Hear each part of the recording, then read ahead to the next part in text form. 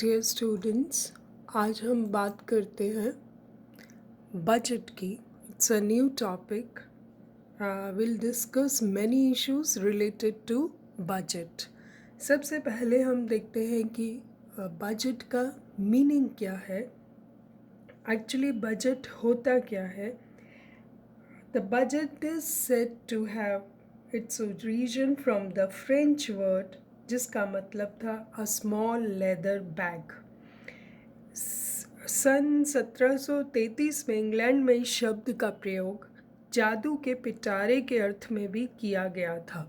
आप जानते हैं कि इसके पीछे इसे जादू का पिटारा उस टाइम क्यों कहा गया, कि इसके पीछे एक मूल तत्व ये था कि सभी देशों में बजट में निहित तत्वों को उस समय तक सीक्रेट रखने की परिपाटी रही या गुप्त रखने की रही जब तक उसे देश की संसद के समक्ष प्रस्तुत न कर दिया जाए। बजट को संसद के सम्मुख प्रस्तुत होने से पूर्व बजट प्रस्तावों की जानकारी केवल वित्त मंत्री को ही होती थी तथा बजट खुलने पर सामान्य चर्चा का विषय बन जाता था। आज भी यही परिपाटी है कि बजट इज़ केप्ट सीक्रेट। जब तक बजट पार्लियामेंट में आता नहीं है तब तक nobody nose about it's clauses. तो ये परिपाटी पुरानी चली आ रही है। यहाँ मैं एक आपको बहुत इंटरेस्टिंग फैक्ट बताती हूँ। डॉक्टर डाल्टन, जो कि वित्त मंत्री थे ब्रिटेन के, फाइनेंस मिनिस्टर, और एक बार ऐसा हुआ कि उन्हें अपना पद छोड़ने के लिए बाध्य होना पड़ा था क्योंकि लोगों को उनके बजट की जानकारी कुछ मिनट पहले हो गई थी। तो आप जान सकते हैं कि इस कितनी सीक्रेसी मेंटेन करनी पड़ती है। आपने न्यूज़पेपर्स में भी पढ़ा होगा कि जो लोग इसे बनाते हैं उन्हें करीब महीना भर पहले ही वहीं उसी कैंपस में रहना होता है, सोना होता है। They can't go out of that campus. बहुत सारे इंटरेस्टिंग फैक्ट है, we'll discuss later on also. तो बजट अगर हम देखें कि according to PF Taylor, budget is the master of financial plan of government. It brings together estimates of the anticipated revenue and proposed expenditure for the budget years. अगर हम हिंदी में इसका translation करें तो इसका मतलब है कि बजट सरकार की प्रमुख वित्तीय योजना होता है। ये कई क्रियाओं के वित्त प्रबंधन के साधन के रूप में की जाने वाली क्रियाओं की सूची को अपनाकर अनुमानित राजस्व एवं प्रस्तावित व्यय के अनुमानों को एक साथ लाता है। आप अपने अगर हिंदी में भी आंसर लिख रहे हैं तो आप कोटेशंस इंग्लिश में भी लिख सकते हैं। कोटेशंस लिखने के लिए ज़रूरी नहीं कि आप उसका हिंदी में ट्रांसलेशन करके ही लिखें। इन द इंडियन कॉन्स्टिट्यूशन में जो बजट की डेफिनेशन दे रखी है, a budget has been referred to as the annual financial statement of the estimated receipts and expenditure of the government of India और of a state government in respect of a financial year. Budget एक annual financial statement है, वो चाहे state की हो चाहे centre की, दोनों की हो सकती है। और इसमें सरकार का लेखा जोखा होता है। एक बहुत ही इंटरेस्टिंग फैक्ट है कि it contains 3 sets of figures. ऐसा नहीं है कि बजट करंट ईयर का पेश किया जा रहा है तो सिर्फ करंट ईयर के ही एस्टिमेट्स नहीं होते। इसमें 3 और 4 सेट्स ऑफ फिगर्स होते हैं। The actuals for the preceding year, यानी कि वित्त वर्ष के वास्तविक अनुमान, फिर उसके बाद चालू वित्त वर्ष के बजट अनुमान, बजट में क्या अनुमान दिए गए थे, then revised estimate of the current year, चालू वित्त वर्ष के संशोधित अनुमान, और फिर नेक्स्ट होता है the budget estimate for the following year, जो जिस साल का बजट पेश किया जा रहा है उसके एस्टीमेट, यानी कि आगामी वर्ष के प्रस्तावित बजट अनुमान।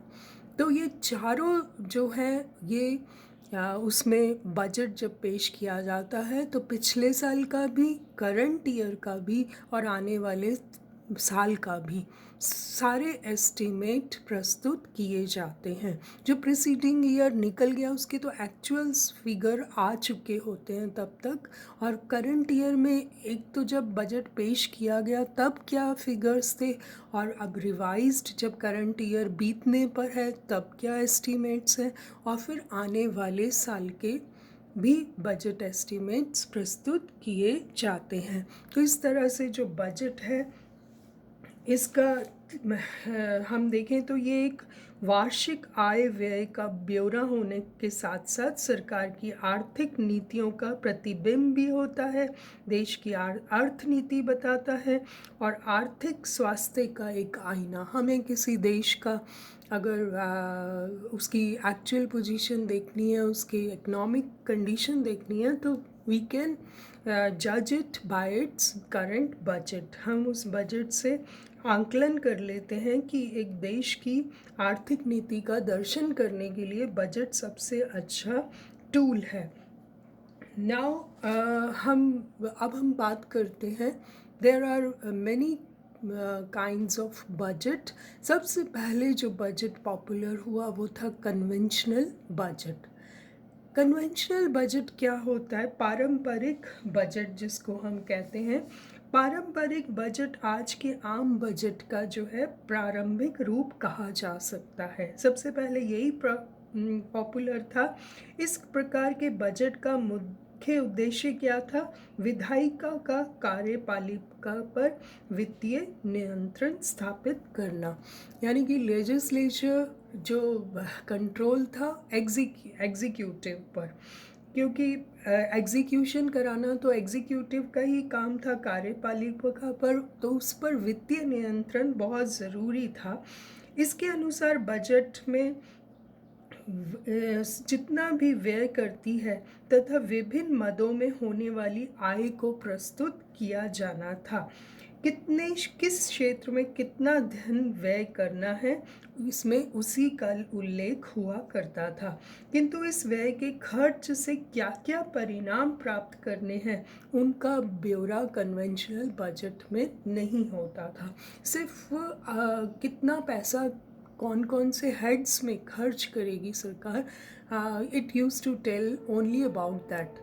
लेकिन आजकल कन्वेंशनल बजट लिमिटेड है, लेकिन उसका परिणाम ये बाद में महसूस किया गया, तो उसमें चेंजेस आते गए विद इन टाइम। पहले परिणाम नहीं बताए जाते थे।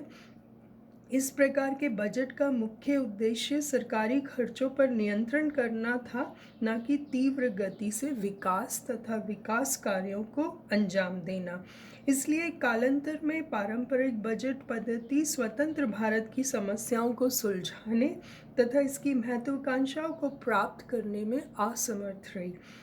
यही कारण है कि भारत में भी पिछले कुछ वर्षों से हम कन्वेंशनल बजट को पूरक के रूप में, एक सप्लीमेंट्री के रूप में प्रस्तुत करते हैं। तो जो एक्चुअल कन्वेंशनल बजट का मोटिव था only to present the datas, और वो भी व्यय से रिलेटेड डेटास, और खर्च कितना और आएगा कितना, नथिंग एल्स की गवर्नमेंट की जो पॉलिसीज़ थी वो कैसी रहीं, उनका आउटकम क्या था, ये सब नहीं बताता था।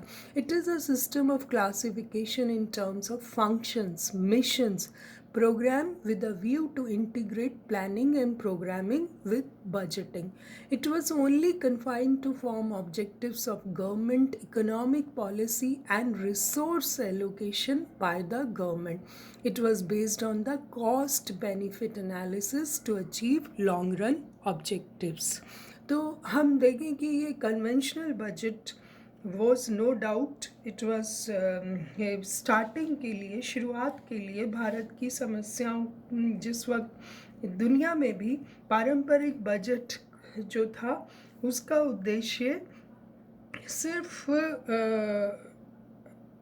एक्चुअल पोजीशन को ही आउट करता था, और लेकिन उसके आउटकम क्या हुए, उसके नतीजा क्या हुआ, सरकार ने कितना पैसा खर्चा और कितना रेज़ किया, उसके जो आउटकम को नहीं बताता, उसके अंजाम को नहीं बताता था कि कितने विकास कार्यों की कितनी प्रगति हुई।